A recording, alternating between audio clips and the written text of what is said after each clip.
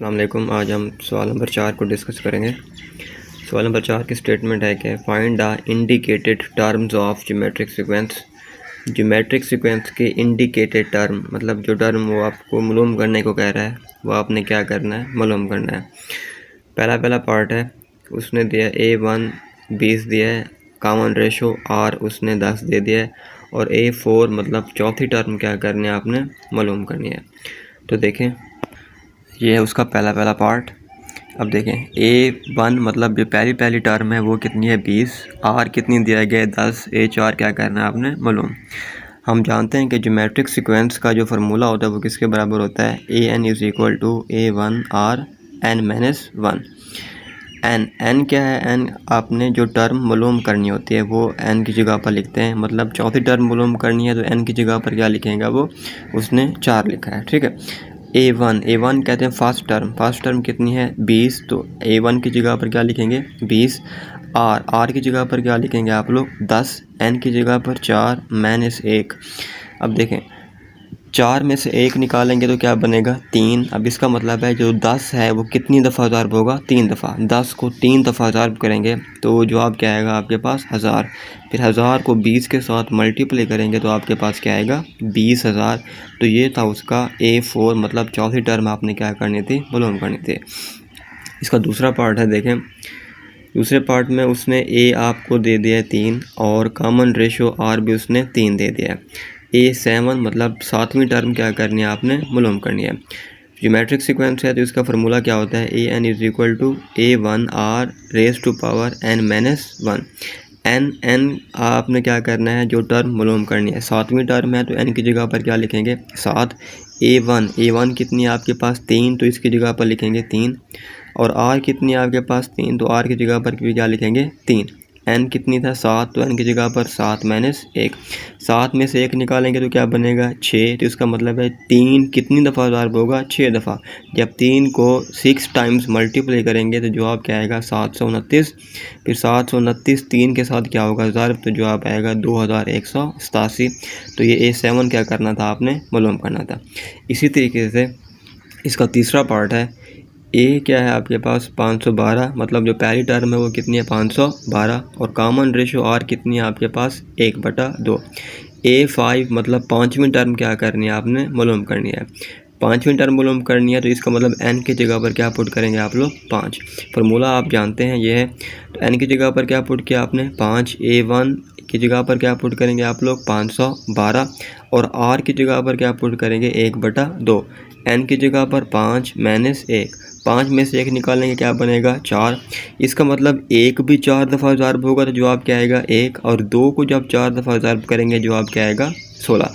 अब जिसका बटन है उसका बटा क्या होगा 1, ऊपर वाले के साथ मल्टीप्लाई होता है, नीचे वाले के साथ। 512 को 1 के साथ मल्टीप्लाई करेंगे क्या आएगा 512। 16 बट्टे के नीचे है तो क्या आएगा बट्टे के नीचे 16। जब इन दोनों को तकसीम करेंगे तो आपके पास जवाब क्या आएगा 32। तो A5 मतलब पाँचवीं टर्म किसके बराबर आ रही है 32 के। तो ये था आपका सवाल नंबर 4। इसका चौथा पार्ट आपने खुद करना है। सवाल नंबर 5 की तरफ आते हैं।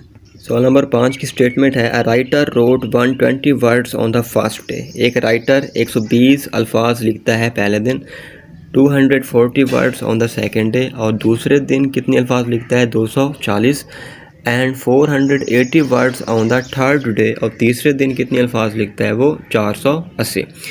If the number of written words are increased in the same pattern, अगर वो कहते हैं जितने वो अल्फाज लिख रहा है, ठीक है, वो इसी तरीके से क्या होते जाएँ, बढ़ते जाएँ। Find the number of words, आपने अल्फाज की तादाद मालूम करनी है। Road on the 10th day, जो वो 10वें दिन क्या करेगा वो लिखेगा।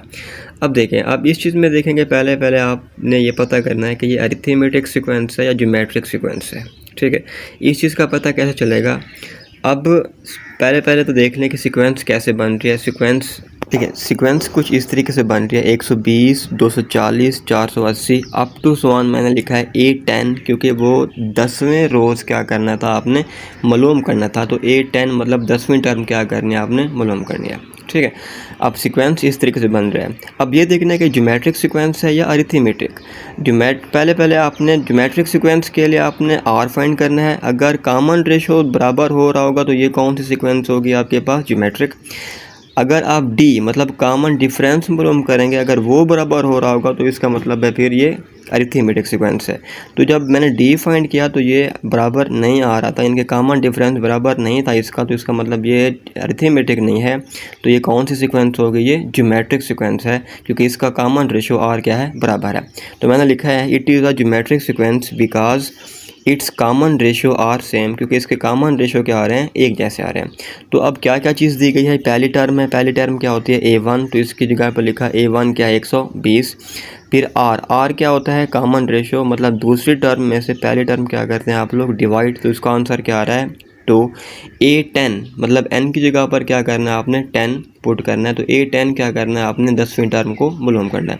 ज्योमेट्रिक सीक्वेंस की बात हो रही है तो आप लोग जानते हैं कि ज्योमेट्रिक सीक्वेंस का फार्मूला क्या होता है, an is equal to A1R n-1। n की जगह पर आप लोग क्या पुट करेंगे 10, क्योंकि 10वीं टर्म क्या करनी है आपने मालूम। A1 क्या था आपके पास 120, तो उसकी जगह पर मैंने पुट किया 120। R की जगह पर मैंने पुट किया है 2 और n की जगह पर 10 माइनस 1। 10 में से 1 निकालेंगे तो क्या बनेगा 9। अब 2 को 9 दफ़ा जब मल्टीप्लाई करेंगे तो जवाब क्या आएगा आपके पास 512। 512 को 120 के साथ मल्टीप्लाई करेंगे तो क्या आएगा 61,240। तो वो 10वें रोज़ कितनी अल्फाज लिखेगा, 61,240 अल्फाज लिखेगा। ये था आपका सवाल नंबर 5। सवाल नंबर 6 देखें। सवाल 6 की स्टेटमेंट है the sum of interior angles of a triangle is 180, कि एक मुसल्लस है उसके जो अंदरूनी ज़ावियों का मजमूआ है वो कितनी है 180। ऑफ अ क्वाड्रिलेटर इज़ 360, और क्वाड्रिलेटर का कितनी है 360। End of a pentagon is 550, और पेंटागोन 5 कोण वाली तो उसका कितनी है 540। Find the sum of angles of an octagon, और ऑक्टागोन के एंगल्स का सम क्या करना है आपने मालूम करना है। तो अब सीक्वेंस कुछ इस तरीके से बनेगी 180, 360, 540 अप टू सोन A8 क्या करना है आपने मालूम करना है। ऑक्टागोन जिसके 8 साइड्स हों तो A8 क्या करना है आपने मालूम। तो देखें सीक्वेंस देखें 180, 360, 540 अप टू सोन A8, मतलब 8 साइडों वाली मालूम करनी थी, तो इसलिए क्या किया A8 आपने क्या करना है मालूम। अब इसका भी ऐसे ही पता लगाना है आपने कि यार अरिथमेटिक है या ज्योमेट्रिक है। अगर कॉमन डिफरेंस बराबर होगा तो वो अरिथमेटिक होगा, अगर कॉमन रेशियो बराबर होगा तो फिर वो ज्योमेट्रिक होगा, ठीक है। अब इनमें से कोई एक चीज़ बराबर होगी। जब मैंने कॉमन रेशियो मालूम किया है तो वो इनका जवाब बराबर नहीं आ रहा था, तो इसका मतलब ये कौन सी है, अरिथमेटिक सीक्वेंस है। तो मैंने लिखा है it is arithmetic sequence because its common differences are same या इक्वल, क्योंकि इनके जो कॉमन डिफरेंस हैं उसका जवाब बराबर आ रहा था। अब देखें ये पहली टर्म है तो इसलिए मैंने लिखा A1 180। डी क्या है, सेकंड टर्म में से पहली टर्म क्या करते हैं आप लोग मालूम, तो वो कितनी आता है, उसका जवाब भी 180 आता है। अरिथमेटिक सीक्वेंस है तो उसका फार्मूला क्या होता है, an is equal to A1 plus n-1 into D. n क्या था 8वीं, तो n की जगह पर क्या पुट किया मैंने 8। A1 की जगह पर उसकी कीमत पुट की, n की जगह पर उसकी कीमत पुट की, और d की जगह पर उसकी कीमत पुट की। 8 में से 1 निकालेंगे क्या बनेगा 7। 7 को जब इसके साथ मल्टीप्लाई करेंगे तो क्या आएगा 1260। फिर दोनों को जब आप लोग सम करेंगे, ऐड करेंगे, तो जवाब क्या आएगा 1440। तो ये 8 मतलब 8 साइडों वाली जो ऑक्टागोन के बारे में पूछ रहा था वो उसके अंदरूनी ज़ाविये कितने बनते हैं, का उनके अंदरूनी ज़ावियों का मजमुआ कितनी बनता है 1440। ये था सवाल नंबर 6। सवाल नंबर 7 की स्टेटमेंट है Abdullah's exercise trainer suggest jogging for 10 minutes each day for the first week. वो कहता है अब्दुल्ला का जो एक्सरसाइज कराने वाला जो ट्रेनर है वो उसको जॉगिंग का मशवरा देता है 10 मिनट हर दिन पहले हफ्ते, ठीक है। आफ्टर ईच वीक, हर हफ्ते के बाद, he suggest to increase that time by 5 minute per day, वो उसको हर रोज़ 5 मिनट मज़ीद बढ़ाने का क्या करता है मशवरा देता है।